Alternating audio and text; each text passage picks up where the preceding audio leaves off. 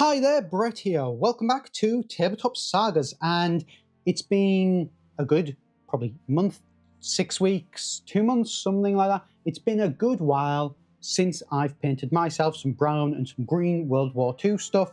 I've had a good break after my 28mm 101st, and you know what? I'm ready to come back at it with a nice, ready, raring to go attitude. So what better way to start than where I started with World War II? So going back to some 10mm British. And here you can see I've done an expansion to my force by focusing here. This is the infantry section, and this big circle base at the back. We'll come to that in a minute. But let's have a dive in and look at some of this stuff in a little bit more detail. So here's one of those bases a little bit closer. Still stayed to the exact same usual stuff, so it's a 50 by 25mm square base. It's 5 guys on the base. It is the standard infantry that you will recognise from my painting guide. So all painted in the exact same way, the English uniform, Russian uniform for the greens, then some brown and some silvers added on there for good measure. So nothing too unsurprising in terms of that. You may be able to see here on this one, this guy over in the back, this is a new model. So these I did pick up back at Battleground from Pendraken. They are the British light machine gunners. These do seem to attach to platoons, so I've put them on the base for the actual platoon itself. And it just, again, it helps to add a little bit of additional variety into the unit, I think, rather than just having the 1, 2, the 3 sculpts for infantry. Adding in even that 4th one is never a bad thing. It just gives it a little bit more option. You will notice as well, perhaps on the base here, this bit at the back here is looking very chunky and a lot higher. So I have got my usual smaller ground scatter green that I put in, but I've also put in a little bit of clump foliage. And you will notice I am actually tapping this quite hard. It's not moving anywhere. That's because it's nice and sealed in with some watered down Mod Podge and isopropyl alcohol. Yeah, so just added those in to make a little bit of like almost hedges or bushes. So really give the impression that this is some difficult terrain that they're fighting over, but also has a decent bit of cover for them to be just advancing. Because, you know, by the World War II, you've got the idea of the empty battlefield sort of stuff. You really wouldn't be having 5 guys or a platoon of guys just wandering over a relatively flat land. So I didn't want to represent that on my bases either, and kind of indicate at least that maybe they are hopping from some form of cover. But of course, you can't just have the men running around as they want. You need somebody who is actually going to be leading them. And that's where this base comes in. So this is a larger, I believe it's a 50mm round. And this is designed to represent my actual HQ, because you can only ever have one of these on the actual battlefield. I wanted to go for more of a diorama sort of effect. So we've got a couple of different things here that I've put onto the base. We've got, and it's a little bit difficult to see if I can get hopefully all of it in focus, or at least the relevant bits. I've got a radio operator down here, the guy sort of kneeling down with, well, a radio. We've got a staff car here at the back for the guy, you know, being driven around so he can inspect the battle as it's going. We've got a command guy here with the map table that he comes with, and then we've got this here, and this is Pendraken's Montgomery model. So it's a general sort of looking guy with his arms behind his back and looking down at something. So I kind of wanted to do, the idea was supposed to be, this is a little scene that, you know, these guys are being driven around Montgomery, and perhaps this other, you know, colonel or a general of some description, they're being driven around the battlefield. They have set up shop briefly just to kind of survey what's going on, have a look at some maps to compare their notes, and perhaps, you know, they've got this radio guy who set up radio operations over here just so that they can communicate with more of the frontline commanders as they need to. And then they'll pack up, they'll go into that car, and they'll whiz away to another area of the battlefield as they need to. So, like I say, it's a little bit of a hopefully fun idea for a base. Tells at least a little bit of a story, and you're only ever going to have one of these, like I say, no matter how big your force is. So I really wanted to go all out with these. Now, I think what I'm going to do is I am going to do some slightly simpler bases, probably 30mm rounds or maybe even 40mm rounds, which are going to represent my lower level command staff, those are the ones you can have multiple of, but for this big 50mm one, this is how we've gone. And honestly, I really quite like it. I'm not a massive diorama sort of person, and you know, diorama at 10mm is not exactly the easiest thing in the world, but I think this has came out really, really nicely. Well, there we go. That is the infantry arm of the expansion, but you may well notice that there is quite a bit of this video left. And the reason for that is because this is not actually all that I've been painting. The advantage of World War II stuff is this comes together really quickly. So let's switch over and I'll show you what else I've been working on. So you can't just leave the infantry by themselves, as I say, and so here is some heavier support that I've built out for them as well. So these are the artillery arm and also the tanks as well, for that nice combined arms mechanized warfare, which really is the reason why we all go to World War II gaming rather than other eras.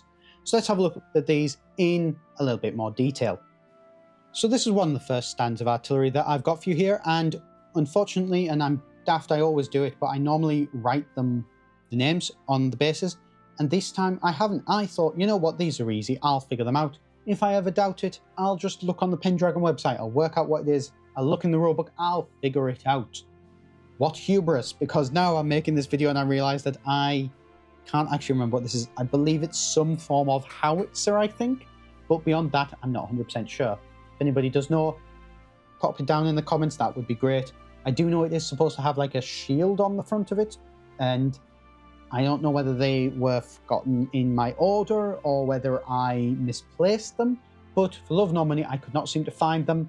I did, however, see examples of these guns when I was painting them up without the shields attached, so potentially it is an option, not too much of a problem, so I just cracked on with it.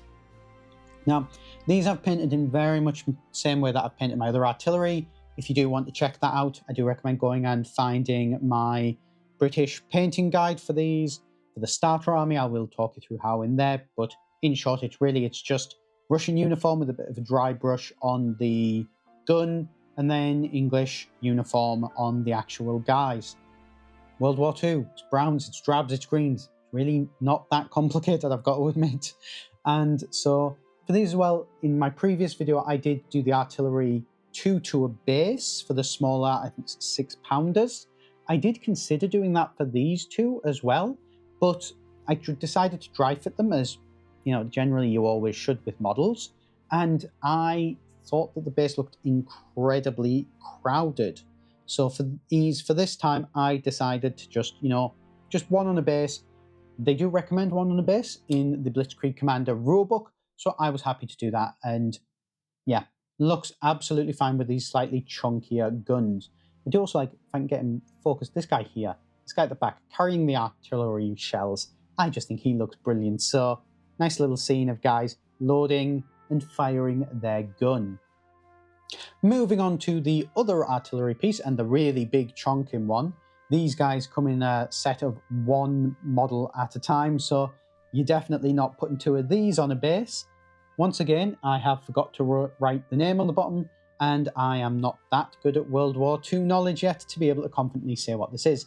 I want to say it's something like a 17-pounder or something like that. I know it's a big, heavy anti-tank gun or something like that, but I can't remember exactly what it is. Again, if anybody knows, do feel free to show your superiority to me, and feel free to call it out in the comments below.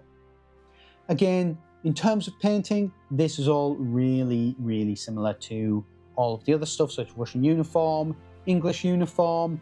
I did actually as well, I think originally look at painting these shells is like brass, and it was looking a bit strange. I wasn't quite sure on it, and I was doubting myself and all that. I decided to look up some of the images, and it does look like they did actually paint the shells as well. One reason that I saw, which of course makes complete sense, is, you know, if you've got Luftwaffe planes flying overhead or something like that, you don't want a load of shells out that are reflective, shiny metal on the ground. You know, somebody flying over quickly will see that and go, right, that's where an artillery emplacement is, that's where we need to target. Even just the act of painting them dulls them down, makes them harder to see. I didn't slightly think of that, but of course that actually does make sense. It does seem like a reasonable thing they would have done. So I got out my paint and I painted them. So that's where the artillery is, but the artillery, let's be honest, these are guys and big guns. We can have some bigger fun than that. And to have that bigger fun, you need tanks. Now these ones, I also haven't wrote on the bottom because I knew what these were going to be and all that. I'm going to fix it. I'm going to write the names on them. It's so much easier. Don't act like me. Don't think that you are that intelligent, that hubris, that good memory. Write the stuff on them, because if you come back to these in a year's time, in 6 months' time, whatever, you're going to end up forgetting some of this stuff. But these ones, however, are, if I recall correctly, M3 Stuarts. And if I'm wrong, please do feel free to absolutely roast me in the comments down below. They are a little bit smaller than the M4 Shermans. They are medium tanks. They are mid-war tanks, from what I understand. They were used quite a bit in the African theatre, in the desert, but they did continue on into Sicily and into Italy. So I have painted some up as a little way to support the Shermans that I painted up from this starter kit. I also did as well, you will notice there are actual tank markings on them. So I've got squad markings on the side of them. We've got the Allied star on the top. I understand it was always generally on top facing ones. It was so that way, you know, the RAF or the US Air Force, they're doing a flyover, they see that, they see the star, they know, okay, this is one of ours. It's designed to reduce friendly fire incidents. There is also the division markings, and then ideally there should be a weight class, a little yellow circle on there as well, but I didn't manage to find any for the M3s. I've got plenty for the M4s, the Shermans, so I will be using those in the future, but for now, just using those, absolutely fine. They also, because each one of these is supposed to represent a squad, and the symbols on the side are supposed to be different to each tank to represent, the colour represents what, I think, is it what squad they're in, and then the symbol represents, you know, what tank it is. So I've just kind of done these all as blue. So I've done your blue, your triangle, your diamond, your circle, and your triangle, square, diamond, circle. So it gives you a good couple of options there, and they do all look reasonably similar. So there they are. These are really nice models, actually, really detailed metal tanks, even though they are a little bit smaller than the Shermans. They've still got a really nice, satisfying weight to them as well. I definitely do think that, I know that plastics are becoming ubiquitous with the hobby. They really have been since as long as I've been in the hobby. You know, that's the way the wind's been blowing. But certainly for something like this, a tank, I really do recommend, if you get the opportunity, pick some up, give it a try. That weight is really nice and is really satisfying as well.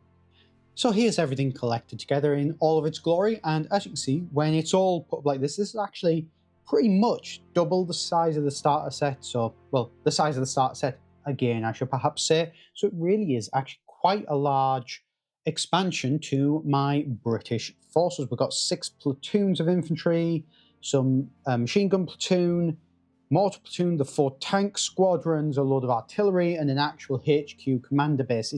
This really is, I think, at least a good next step for anybody who's looking at doing this. It's the same thing again, but some of the sort of more technical stuff is more like the artillery is a bit more different options, basically, is what I'm thinking.